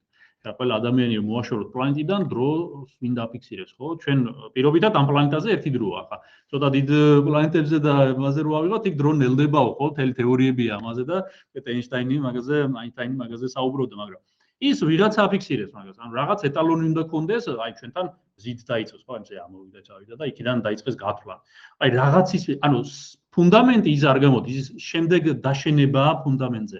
შესაბამისად, ამ იდეას მე უბრალოდ გაწვით, იფიქრეთ დამოუკიდებლად და განავრცეთ, დაგეხმარებათ რაღაცების უფრო კარგად გააზრებაში. რატო ყვები მე ამას ახლა? ახლა ინფორმაციასთან მუშაობისას თქვენ რას შეიძლება მიაქციოთ ყურადღება, აი იმ კონტექსტში, ხო? აი რაღაცა ინფორმაცია აქვს, ახალი ინფორმაცია, აი როგორ მატერიალიზდება, როგორ ხედავთ ამას, რა ზომა აქვს, რა ბერკეტები, მე გეცოდინებათ ბერკეტები, როგორ იმუშაოთ ამ ინფორმაციასთან. ან იტყვით, რომ ამასთან შეუძლებელია რაღაცა არ გამოდის, რაღაცა ტყუილია. შეიძლება ტყუილებიც გამოაშკარავოთ, ანუ ამის თხა. ხო, აი მართვის ხერხებიო, დავაკვირდეთ ახლა ასეთი სამი მომენტია. ეს სტრუქტურული მართვა მოყვები ყველას ახლა, არასტრუქტურული და კომბინირებული. სტრუქტურული მართვა ყველა მოიცით. აი არის დირექტორი, მოადგილე, დირექტორმა მოადგილეს დაავალა, იმან ქვეშევრდოს მენეჯერებს და ასე შემდეგ, შენ ესკენი, შენ დედლაინი ეს გაქვს, ვიდი მიხედე და სტრუქტურული მართვა, ესე სტრუქტურაა კომპანიაში, სახელმწიფოში, სადაც არის მოკლედ. და ამ სტრუქტურას მიხვება ეს ინფორმაციული ნაკადი და ხდება რაღაც ოპერირება, რაღაცის შესრულება. ოკეი, აქ გასაგებია წესით შეკითხვები არ უნდა იყოს. არსებობს ასევე არასტრუქტურული მართვა. არასტრუქტურული მართვას არ ახასიათებს გამოკვეთილი სტრუქტურა, არ არის დირექტორი, არ არის მენეჯერი და ასე შემდეგ, მაგრამ ხდება შემდეგი რა. აი მაგალითად წარმოვიდგინოთ სადგური. ბევრი ხალხი და ჩვენ თქვა ბიზნესი გვაქვს ფქვილის, აი ფქვილი გვაქვს და ჩამოვიტანეთ მედარატი თქვა ფქვილი და ესე გაყიდვა გვინდა ფქვილის, მაგრამ ნუ არ იყიდება. არ იყიდება და ახლა რეკლამები რო გავუშვათ კი რაღაც პროცენტი გაიყიდება, მაგრამ მთლიანად შეიძლება არ გაიყიდოს. და მედარატი შევთანხმდებით და ვდგამთ ესეთ სცენას. ხალხმრავალ ადგილას, ხო? აი რა ტიცი რა გავიგე გუშინ, აი მთავრობას შემოაგდა ადგილება ხვალიდან ეს ფქვილი გასამაგდება, იმიტომ რომ რუსეთმა იქ რაღაცა დაკეტა, ევროპა არ გვაძლევს ფქვილს და დეფიციტი იქნება და ხვალიდან გასამაგდება. ამას ოღონდ ლაპარაკობთ ხმამაღლა, ყველას გასაგებია. დემონსტრაციულად, ხო, რატიც ხო მეც გავიგე, ჩემი ნაცნობია იქ პარლამენტარი ვიღაცა, აი ხვალიდან და მე დღესვე უნდა რაღაცა მოვიმარაგო რომ მე გაძვირა. ირგვლივ ყველას ყურები აქვს, ხო? ხო, ნუ ახლა ეს არ ნიშნავს ყველა გაიქცევა ფქვილს იყიდს, არა, მაგრამ რაღაც პროცენტი აი ამ გარშემო მყოფისა დავა და აიო, ნინო, იცი დღეს რა გავიგე იქ, ხო? აი ფქვილზე და აუცილებლად რაღაცა, ახლა მე გავაპრიმიტიულე სიტუაცია, მაგრამ იდეას ვწევთ, ხო? ანუ პირდაპირ კი არ მეუბნება, აი მაიკო, წადი ფქვილი იყიდე შენ, არა მე მინდა გავყიდო და მიდი. არა. ვქმნი ისეთ სიტუაციას, დადგმულ სიტუაციას, ამას მუსირებ, ტელევიზიით, სოციალურ ქსელში რაღაცა კიდე აი ესეთ სადაც ხალხმრავალი ადგილებია, ასე ვთქვათ. და ვქმნი გარემოს, რომ აი всё, აი ხვალ დღეს თუ არ ვიყიდი ფქვილს, ამთავრებულია. ნუ შემდეგ მე მირბის ანაც, ეკაც, გიორგიც და ემზარიც ყიდულოს არა მარტო ფქვილს, მაკარონსაც, შაქარსაც დააყოლებს და რას მივაღწია იმას, რაც მე მინდა, არასტრუქტურულად მართი. ანუ სტრუქტურა არ იყო, მაგრამ შევქმენი სიტუაცია ხალხის გარკვეულმა ნაწილმა, სოციუმის გარკვეულ ნაწილმა გააკეთა ის, რაც ჭირდებოდა მე, თქვა, ან ჭირდებოდა სხვას და ეს არასტრუქტურაზე არავინ არ საუბრობს. თუნდაც კომპანიებში არსებობს სტრუქტურები, მაგრამ ხო გაიგიათ, არის ფორმალურად არის დირექტორი, მაგრამ იმას არავინ არ უსვენს, იმიტომ რომ არაფორმალურ ლიდერებზე მე მგონი ხსენიათ ყველას, რომ რეალურად ის მართავს სიტუაციას, მაგრამ ახლა ბირკა არა აქვს, რომ აი ეს მენეჯერია და რაღაცა, არამედ მის სიტყვას დიდი ფასი აქვს და ის ჩააგდებს ისეთ რაღაცას, რომ იმენ კი დავალა დირექტორმა თქვა ამათ შესრულება ქვეშევრდომებს, მაგრამ არასრულებენ სულ სხვა რაღაცას აკეთებენ, იმიტომ რომ ლიდერი სხვა. ანუ არასტრუქტურულ მართვაზე თქვენ მნიშვნელოვანია გქონდეთ ინფორმაცია, იმიტომ რომ გარკვეული არასტრუქტურული მართვის მომენტები შეინიშნება არა მარტო საქართველოს, ზოგადად გლობალურად, როდესაც პირდაპირ არ გეუნებიან რა გააკეთო, მაგრამ ირიბად აკეთებინებენ იმას საბოლოო ჯამში გარკვეულ ინტერესებს ემსახურება. ეს არ ნიშნავს, რომ აინდამაინც ცუდი უნდა იყოს. არის შეიძლება კარგი საქმეები გეთება ესეც, მაგრამ არსებობს ეს არასტრუქტურული მართვა არის ესეთი. ყველაზე მეტი ეფექტი იქნება მესამე მართვით. აი კომბინირებული, როდესაც გარკვეულ სიტუაციებში სტრუქტურაც უნდა გქონდეს. ისე არ გამოვა. გარკვეულ სიტუაციებში არასტრუქტურულადაც უნდა მართო. შესაბამისად, ეს ინფორმაციული ნაკადები როგორც სტრუქტურას უნდა გაყვეს, ისე არასტრუქტურულად. არასტრუქტურულს აქვს გარკვეული პროცენტი, იქ 100%-იანი შედეგები შეიძლება არ მიიღო. დამოკიდებულია როგორ შეამზადდა. გქონდეთ ესეც მხედველობაში და გადავინაცვლოთ აი მაგალითად სქემები არსებობს. აი მე ერთ-ერთ ლექციაზე მე მგონი მოგიყევით, მაგრამ ნუ განმეორდები აქ. მართვის სქემებიც არსებობს. აი არა სავალდებულო მაინც პროგრამირება იყოს, მაგრამ მე პროგრამირების მაგალითზე ვთქვი ეგ და ეს პროგრამულ ადაპტიური მართვა არის, პრედიქტორ კორექტორია, პროგრამული მართვა არის. მოკლედ რომ ვისაუბროთ რა არის. პროგრამული მართვა. ვთქვათ მოვიგეთ პროექტი და ეს პროექტი გულისხმობს იმას, რომ რაღაც თანამგზავრია გაუშვათ თვარეზე, აი სტარტაპი გვაქვს რაღაცა გაუშვათ თვარეზე, რაღაცა გადაიღოს, ან გამოიღოს გრუნტი ან რაღაცა და დაბრუნდეს უკან.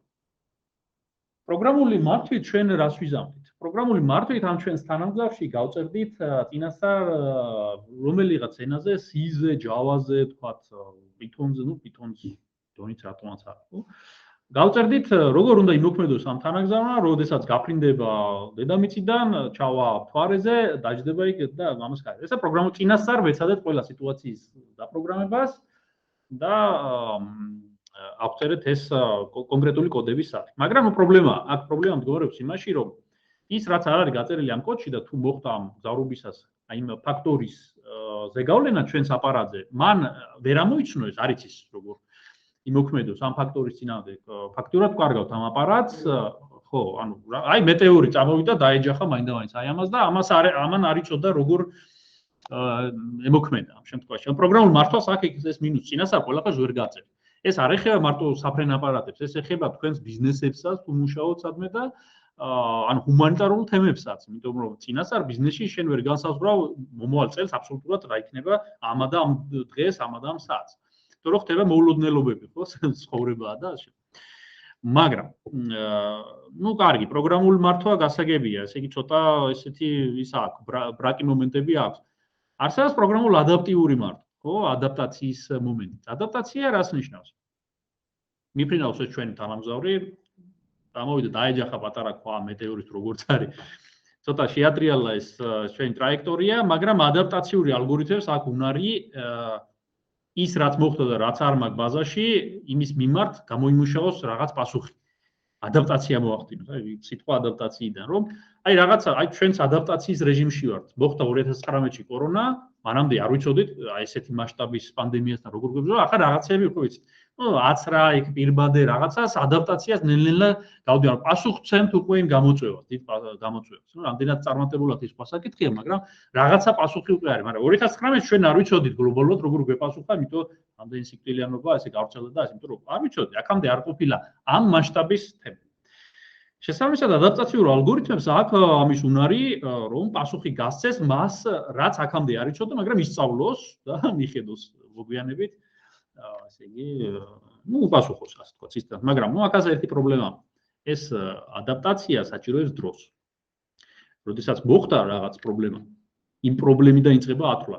ანუ განკურნება, ესე თქვა, წყალებში და აი საჭიროებს დროს და იმ დროში შეიძლება ვერ ჩაეტიო. აი მაგალითად შეიძლება მოხდეს სიტუაცია, რომ ну, ცუდი სიტუაცია, მაგრამ აი დაიწყო რაკეტებით სროლა იქით-აქით, ეფხანებათ ხელებს სამწუხაროდ ბევრს მსოფლიო მასშტაბიდან, ну, ცუდი მოვლენაა და თქვა შენ გაქვს თავდაცვის სისტემა საჰაერო და ეხლა რაკეტა როდესაც მოფრინავს და მოფრინდა, იქ ახლა ადაპტაციების დრო არ არის, ხო ხდებით? ანუ უკვე დრო არ ყოფნის, რომ პასუხი გასცე, შენ უკვე ცუდად არის აქ. ცუდი მაგალითია, მაგრამ ну, ყოველ შემთხვევაში ნათლად ასახავს პრობლემას.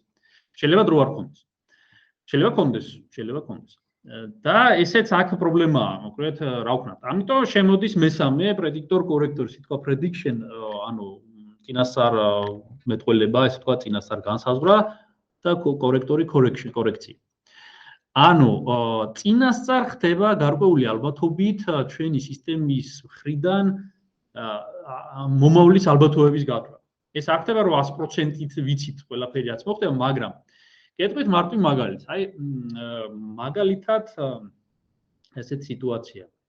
აი თქვენი მეგობარი რომ მოვიდეს ახლა თქვენთან და გითხრას რომ აი იცით რა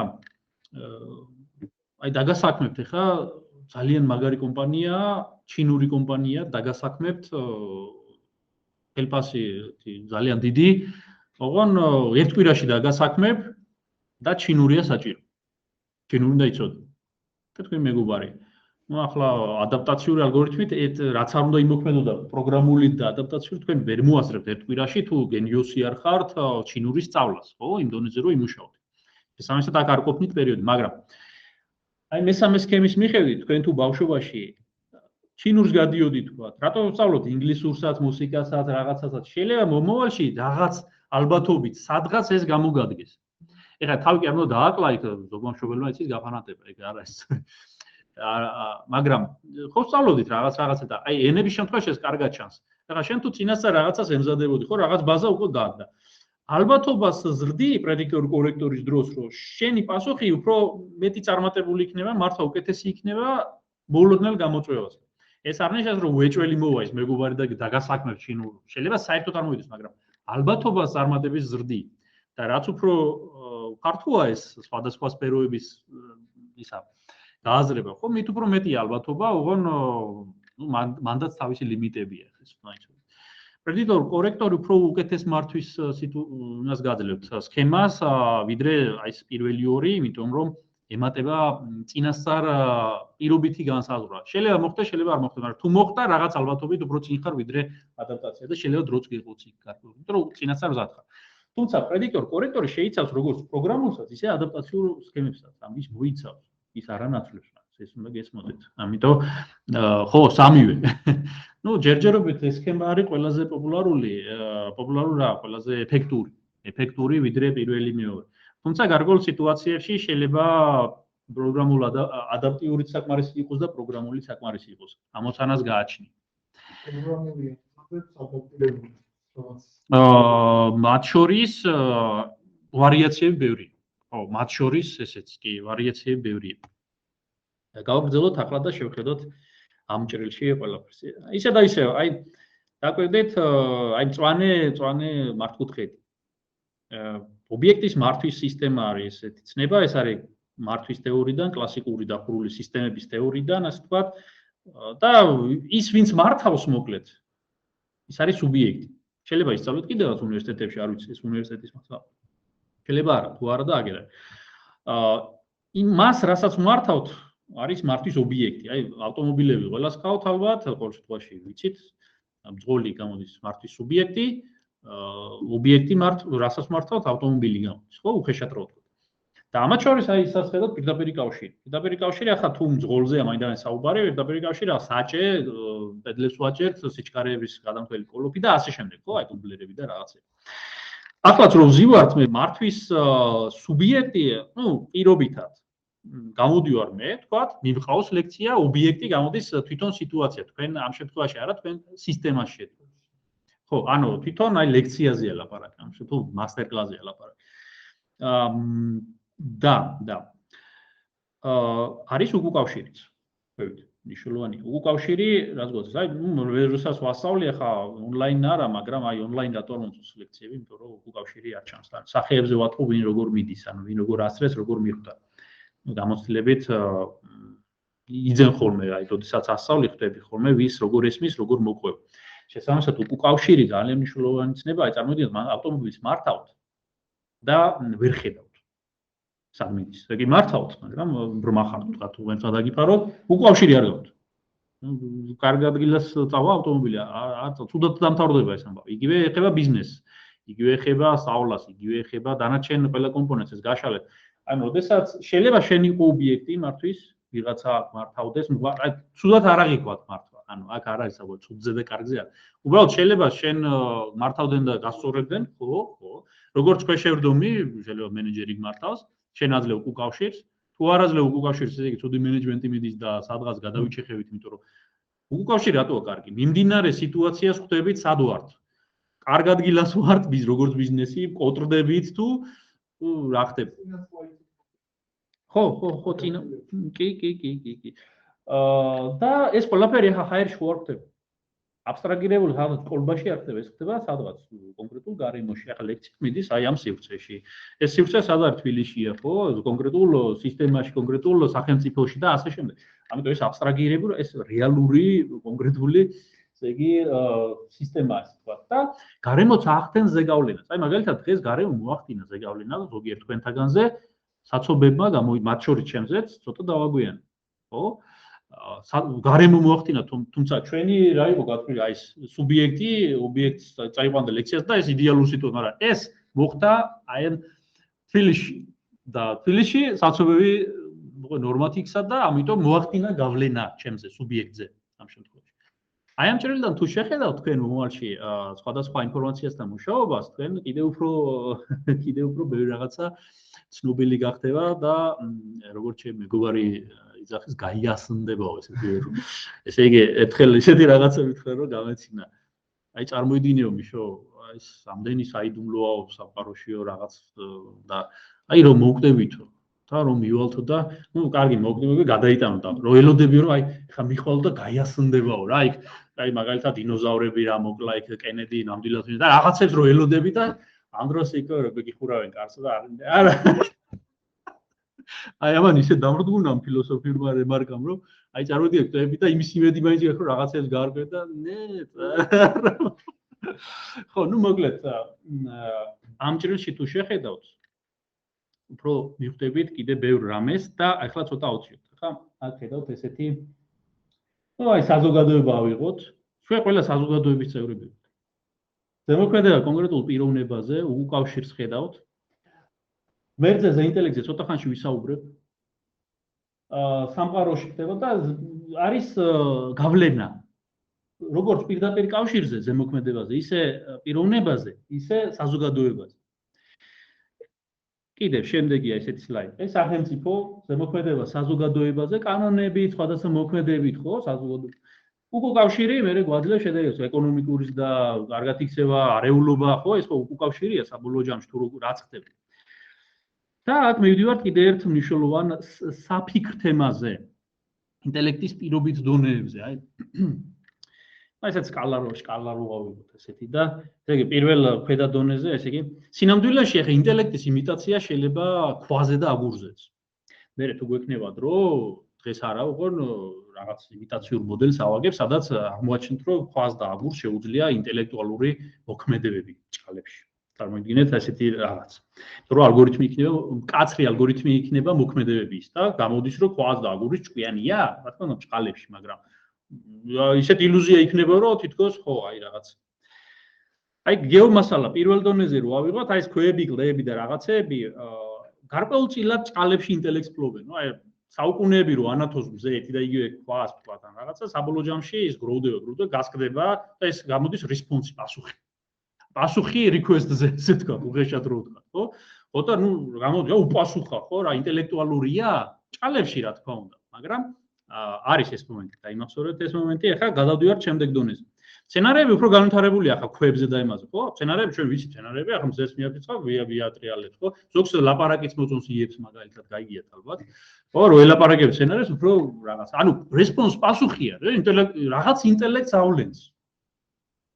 ხო, არის საკმაოდ ისეთი ცხოველები რო ავიღოთ ეს შემდეგი დონე. ნუ ცხოველებიც უფრო ინტელექტუალურ შემდეგ დონეზეა, მაგრამ სცენარისთვის ახლა აი წარმოვიდგინეთ კომბოსტო ხართ პირობითად და მოვიდა თხა და შეჭამა კომბოსტო. ხო, ახლა კომბოსტოსთვის ის თხის ცნება გაუგებარია, ვერ ხვდება ეს თხა, მაშინ მას გონია რომ ზევიდან რაღაცა ისე ვაჭრა, ან რაღაცა მოხდა ისეთი, რაც მისთვის მის ინტელექტს, პირობითად ინტელექტს აღემატება და ნუ მოკლედ მტკივნეულია თუ არა, არ ვიცი კომბოსტოსთვის, მაგრამ ნებისმიერ შემთხვევაში მისთვის აი ეს თხის ცნება არ არსებობს. იმ აზრით როგორც ჩვენ ვიცით. შეიძლება, არ ვიცი. ცხოველების თემაც იგივე, უფრო მეტი დონეა, რა თქმა უნდა, ცხოველი ახლა მეტი ინტელექტუალური დონეა, უხეშად რო ვთქვათ, ისევ და ისევ. კი და მაგრამ ახლა წარმოვიდგინეთ, რაც არ უნდა ახლა თქვენ კი შეიძლება ყავთ ძაღლები, კატები, რაც მე ძაღლი ყავს, აი მაიკოს კატა ყავს და შეიძლება თქვენს ყავდა. ნუ რაც არ უნდა უძახოთ, რომ აი როგორ ჭკვიანია და ასე, ის მაინც თქვენ შინაარს, ფილოსოფიურ შინაარს ვერ მიხვდება ეს კატას და ასე. აი თქვენ პიროვნულად რას წარმოადგენს, ვერ არა, უყვარს თქვენთან, თქვენი ერთგულია ყველაფერი, მაგრამ იმ დონეზე მაინც ვერ ამოდის, რომ აი ბოლომდე თქვენ გემოსაიფოთ თქვა ცხოვრების რაღაც იმას. თქვენ ვინ ხართ, ხო? აი მას მაინც რაღაც ინტელექტუალური ბარიერი არის. ადამიანების შემდეგი დონე, ნუ ჩვენ ახლა თანამედროვე მეცნიერება, ესე იგი ბოლო დონეთ აღიქვას, თუმცა გარკვეული მიმართულებები. აი ზემოთ რამდენი დონეა? ამის ჯელობა ისე გადაჭირთ რომ არ არის ეს დონეები, ძალიან ისეთი თემაა, ხო ხდები? როგორც კომბოსტო ხაზი. ამაზე მე მინდა იფიქროთ. ახლა ზევით 1 დონეა, 10 დონეა თუ 30, ეს ჩვენი ინტელექტუალური გადმოსახედიდან შეიძლება ვერ ვაფიქსირებდეთ. მე არ მინდა იმის თქვა რომ არიქა არის ეს, მაგრამ ნუ მე ჯერა და მე წამს რომ არის. მაგრამ რამდენი დონეა, რა დონეებია, ოკეი, ეს არ ვიცი, ეს არ ვიცი. თუმცა შეიძლება იყოს ეს და უბრალოდ ჩვენ არ ყოფნის დონე, რომ ზედა დონე და დონეები გავაკონტროლოთ. შესაბამისად, ამაზე ვიფიქრეთ უბრალოდ. შესაბამისად, ეს სლაიდიც აი აქ ზუსტად ის იგულისხმება, ნუ ახლა ჩვეულებრივ ხალხში, საზოგადოებაში ღმერთად მოიხსენიებენ, მაგრამ შეიძლება არ ვიცი, მაგრამ ეს დონეები გქონდეთ თავში. ახლა ესეთი აკონტროლებელი შეკითხვები. საკონტროლებელი შეკითხვები აქვს და ამ შეკითხვებს მე თითოეულს გავშლი, რა თქმა უნდა და აი თქვენ როდესაც რაღაც პროცესთან მუშაობთ, აი რა შეკითხვები უნდა დაუსვათ საკუთარ თავს, რომ რაღაც უფრო გაიასუნდეს, როგორც ჩემი მეგობარი იძახის, გარკვეული სიტუაციები და როგორ გააკონტროლოთ მართვის პროცესი, სწავლის პროცესი, მოქმედების პროცესი, აი როგორ. ეს შეკითხვები აქ არის ძირითადად 7-ია, უნდა ვიწყოთ პირველი. პირველი რაც ყოველთვის უნდა დაუცვათ საკუთარ თავს, თქვათ მართავთ რაღაც. აი რაღაც პროცესში ხართ. შეიძლება მენეჯერიც არ იყოთ, მაგრამ რაღაც აკეთებთ. შეიძლება მენეჯერიც იყოთ. მართვის ობიექტის მდგომარეობას. ის რასაც მართავთ, თქვათ ავტომობილი რა მდგომარეობაში. შეიძლება ნორმალი არა აქვს და ნუ შენ დაჯექი და მართე. შეიძლება რაღაცა დიდი გეგმები გაქვს. ისეთი, მაგრამ ობიექტი არ ვარ გაქვს. დამპალია რაღაც, თქვათ შენობა, ან ბრაკია რაღაცა, ან არ არის ის სიტუაცია, იმიტომ პირველი აუცილებლად რასაც მართავ, რა მდგომარეობაშია, ეს უნდა გაარკვიოთ. შემდეგი ჩამოვიდეთ, ცოტა გავწერე. აი ეს. მართვის სუბიექტის მდგომარეობა. სუბიექტი თქვით ჩვენ. ხო? ახლა შენ თრაღლით უხარ და საჭესთან თუ ჯდები, ხო? ნუ ყველაზე ისეთი მაგალითია. ბლანები მართვას თავი ამ ინფორმაციულ ნაკადებთან და ნუ მიხვალ. ხო, თქვათ შენ თუ არ ხარ ოპტიმალურ მდგომარეობაში, კორონა გაგვები და ნუ დაიწყებ თქვათ რაღაც გადაწყვეტილებების მიღებას, საკვანძო გადაწყვეტილებების მიღებას, იმიტომ რომ სუბიექტის მდგომარეობა არ არის დამაკმაყოფილებელი. ესეც უნდა გედოს თავში. ნუ აქვე უნდა ითქვას, რომ ძირითადად ეს ძირითადი შეკითხვები ბუნებრივად გამოგდის ჩვენ. ბუნებრივად აკეთებთ, მაგრამ განსაკუთრებით მიაქციეთ ყურადღება რაღაც შეკითხვებს უგულებელყოფთ და ეს არ ვარ. გარემოს მდგომარეობა და შეფასება. რა სიტუაციაა გარემოში? შეიძლება ომია და შენ აქ რაღაცა კურსებს ატარებ და რაღაცებზე ლაპარაკობ. ირგვლივ ახლა შეიძლება სროლა, ერთმა დაგვიფაროს, მაგრამ გარემოს აქვს დიდი მნიშვნელობა. აი პრობლემები რო გავიხსენოთ, ხო? შეიძლება ისე დაეკიდათ ახლა მთელი თბილისი, რომ აქ ჩვენ დიდი სამით ვატარებ და ხალხი ვერ მოსულიყავით, უბრალოდ ბანალურად. ამიტომ გარემოს მდგომარეობასაც დიდი მნიშვნელობა აქვს, როდესაც მუშაობ ამა თუ იმ საკითხთან. ოკეი, გავაგრძელოთ. მეზობელი და ურთიერთმოქმედი ობიექტები. ნუ მარტო კონკურენტები არ იგულისხმება აქ, მაგრამ აი თქვათ ავტომობილზე თუ ავიღებთ, აი სუბიექტი ჩვენ ვართ, მძღოლი, ავტომობილი ობიექტია, პირდაპირ კავშირით მართავთ ამას ყველაფერს, მაგრამ ავტომობილით შორს ვერ წახვალ თუ გზაზე ბენზინ-გაზამართის სადგურები არ არის, ხო? თქვათ შორ გზაზე თუ მიდიხარ. შესაბამისად ურთიერთმოქმედი ობიექტი გამოდის ბენზინ-გაზამართის სადგური, თუ შორს მიდიხარ და ბენზინი არ გაქვს, მაშინ პრობლემაა. შენ ესე იგი წინასწარ არ გათვალე ეს შესაძლებლობა, რომ შეიძლება გაქრეს, ხო, დაგითავდეს ბენზინი, საწვავი და აღმოჩნდეთ ცუდ მდგომარეობაში. ეს არ ეხება ავტომობილებს მარტო, ეს ეხება ბიზნესაც. შენ შეიძლება ურთიერთმოქმედი ერთ-ერთ ობიექტთან არ გათვალე წინასწარ და მე მიიღე დიდი ჯარიმა და ბიზნესი გაგიკოტრდა და მე შეიძლება გიჭერენ, თქვა. ერთად დაგიფაროთ ისე და ის. ამიტომ ურთიერთმოქმედ ობიექტებს დიდი მნიშვნელობა აქვს. კონკურენტებიც მოიაზრება აქ, იმიტომ რომ შეიძლება შენ აკეთებს საქმეს, გვერდით იგივე საქმეს აკეთებს, ნაკლებ ფასად და მაშინ რა გამოდის? ცუდად გაქვს საქმე, ხო? საბოლოო ჯამში იქ იყიდის მომხმარებელი შენ. ამიტომ უნდა გქონდეს ხედველობაში ურთიერთმოქმედი ობიექტებიც. მართველი სტრუქტურის მდგომარეობის შეფასება. რა წესებით თამაშობთ? უხეშად რო ვთქვათ, ხო? რაღაც კანონებია, ავტომობილებისთვის აი ნიშნებია, მას უნდა შეხედო, ხო? არ ვიცი ხა რა ქვია, ინსპექტორები არის კიდე თუ როგორც არის. ხო, ნუ შუქნიშნები ჩვენ როდესაც ვატარებთ ავტომობილებს, რაღაც წესებს ვემორჩილებთ, იგივე ბიზნესში. როდესაც ბიზნესს აწარმოებ, რაღაცასთან მუშაობ, ხო, ჩვენ უნდა დაემორჩილო საგადასახადო სისტემას, კიდე აუდიტებთ რაღაც სისტემას. შესაბამისად, იმ წესებით უნდა იმუშაო. თუ ამ წესებით არ მუშაობ, პრობლემა შეგექმნით, რა. ოკეი,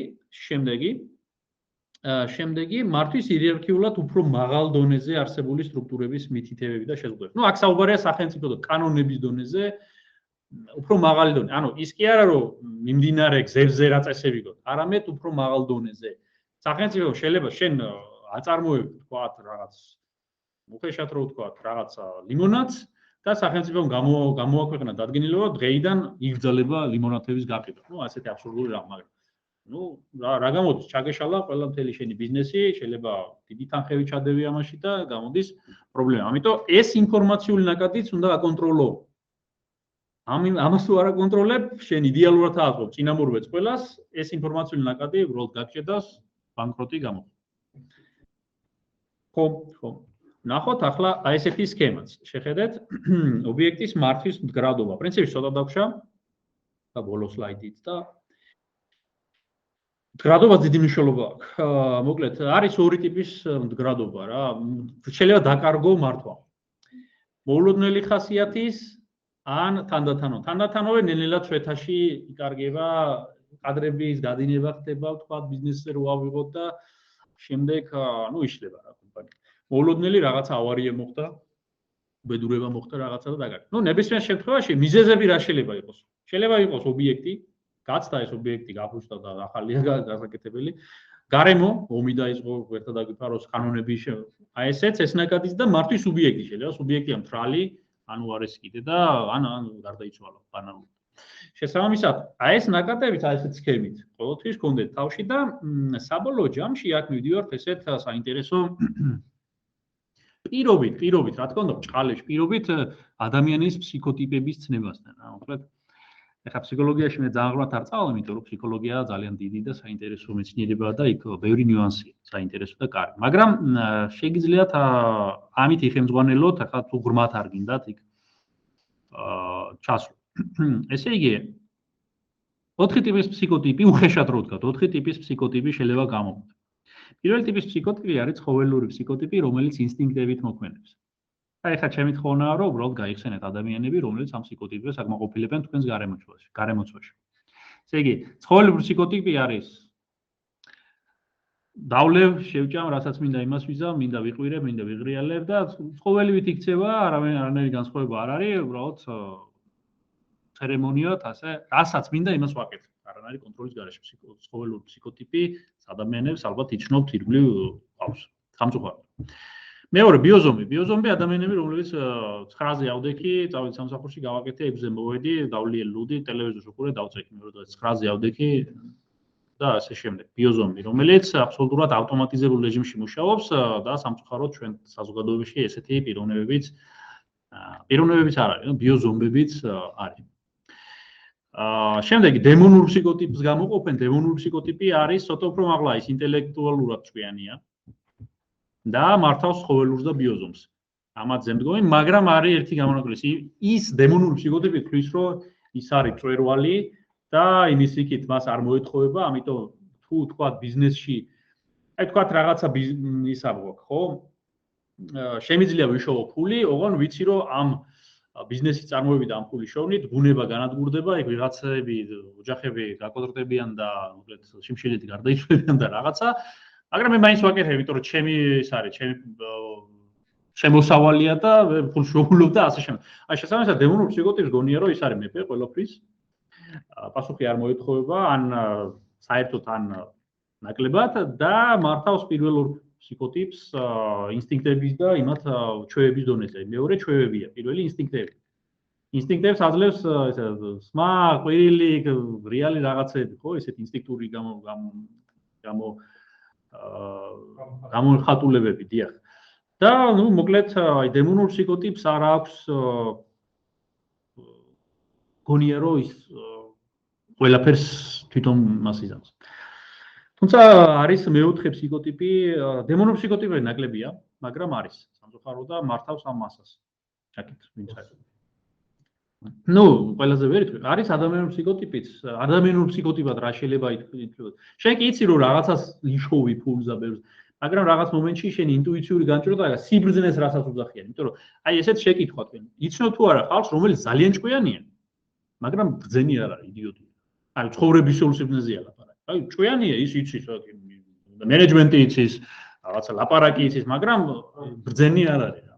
ისეთ რაღაცას გააკეთებს, რომ აი ვერ არა. ვიცნობთ ხო, ესეთი ხალხი არის და სამწუხაროდ ხო და აი მეოთხე ფსიქოტიპი, რა თქმა უნდა, ცოტაა, მაგრამ საბოლოო ჯამში ეცადეთ აქეთკენ უფრო დაინახეთ თქვენი თავები თუ სადღაც არის, მაგრამ აქ უნდა თქვას, რომ ასაკთან აი რო ვიბადებით ხო პატარაობისას. ჯერ ცხოველ ინსტინქტების დონეზე ვარ, ჯერ პატარა. აი მოდიში და პატარები რომ მოსაქმას ის ანუ მე ვსწავლობ ამას. გასოციალურობა ხდება ჩვენი, ხო? მე ზომბის მაგვარი ვარ რაღაც მომენტში, მე დემონური გარდატეხის ასაკი, როდესაც არის ყველას ჯიპში რო დგახარ და რა, პლუს მინუს.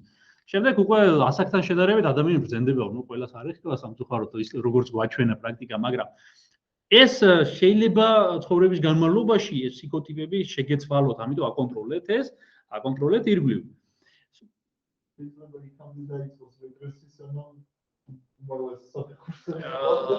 ხო, ნუ აქ როგორ არის, იცი, აკონტროლ უნდა თავი. როდესაც აი რაღაცა შეიძლება იცოდე ინფორმაცია, რაღაცას კარგად აკონტროლება, ეს არ ნიშნავს შენ ადამიანი ხარ. იმიტომ რომ როდაქსვათ თუნდაც ყოველთვის, ანუ ცალკე ნავში ხო არ ვზივართ.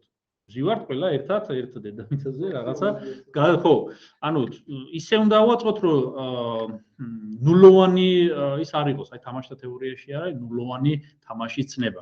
ან ერთი აგებს, ან მეორე, ის გარდაუვალია, ანუ ყველა მოიგოს არ არის ეგეთი ცნება და მე თამაშთა თეორიაზე, აი ბურგერს თუ იკისრებს, მაიკო დამატებით, ჩავატარებ თავისი პრაქტიკით. ხო და ნულოვანი თამაში არის ნარდი, მაგალითად ნულოვანი თამაშის მაგალითია. ან ერთი აგებს, ან მეორე, არ არის შუამავალი. არის თამაშები, ხო, ნუ თამაშები პრინციპში და ბიზნესები არის შენს ყვაყობელი ხარ, მეც რაღაც კონსენსუსამდე მივედი. ნულოვანი თამაში იწვევს უკვე აგრესიას, იმიტომ რომ რომელიღაცა ნადგურდება. ეხეთ, ანუ ეს მომენტები არის. შესაბამისად, ესეც გქონდეთ თავში და რისი თქვა მინდოდა ამით. აი ეს შეკითხვები, რაც მე აქ ჩამოვწერე, საბოლოო ჯამში აი განსხვავების მეთოდოლოგიაზე დავდივართ, აი მეშვიდე არის განსხვავების უნარი. რომ შენ შეიძლება ყველა ეს პუნქტი აკონტროლო და ყველაფერი კარგად მიდიოდეს, მაგრამ აი ბრძნულად არ მოიქცე რაღაც მომენტში, იმიტომ რომ მომავალში შეიძლება აი უყურებ მაინც მომავალს და არსებობს საერთო სამყაროში არსებობს მიზეზ შედეგობრივი კავშირების ცნება, ესე რომ რაღაც მიზეზი იწევს შედეგებს. ხო, აი ეს არ უნდა მოჭრათ. უკავშირები გაიხსენეთ კიდე, სქემა. ხო, აი ეს ახლა თუ არ გიბრუნდება, შეიძლება მერე დაგიბრუნდეთ. ეს არ ნიშნავს რომ მარტო ცუდზე იფიქროთ, არა. კარგი საქმეც გიბრუნდება უკავშირით მოგვიანებით. აქ მე არ ვიძახი რომ ახლა ზის იქ, ანუ ისე არ წარმოვიდგინე რომ აი ბაბუაზის ეგაზე რუბელზე და რაღაცა იწევს, არა, მაგრამ არსებობს მიზეზ შედეგობრივი კავშირები სამყაროში. ну ამაზე ბევრი კარგი კლიპიცაა გადაღებული აი რობიდის ქუჩაში ერთს რო დაეხმარება და მე როგორ უბრუნდება და მთელი ეს მე აღარ განვარჩევ. მაგრამ აი ეს თემები თქვენ მე მინდოდა რომ გწოდნოდათ, მე მინდა რომ თქვენ ამაზე იფიქროთ. ეს მის ზოგი საკამათოც იქნება თქვენთვის ზოგი ისე ეს ნორმაა, ესეც უნდა იყოს, მაგრამ ნებისმიერ შემთხვევაში თქვენ დღეს უკვე ამ მასტერკლასიდან სხვა ინფორმაციის მით გახვალთ, ანუ თქვენზე ზეგავლენა გინდა არ გინდა მოვახდინე მე რაღაც ინფორმაციის მოწოდებით. თქვენ როგორ აითვისებთ ამ ინფორმაციას, რაღაცას დაეთანხმებით თუ რაღაცას არა, ეს ზუსტად მინდა რომ აი ეს ამუშავდეს და ის კი არა რომ ეს დაიზეპიროთ. შეიძლება გააუმჯობესოთ ეს, მე მინდა და ეს რომ გააუმჯობესოთ და აი მიშა იცი აი აქ მე ვფიქრობ რომ ეს უკეთესია. ეს კარგია და გამოიყენეთ ცხოვრებაში.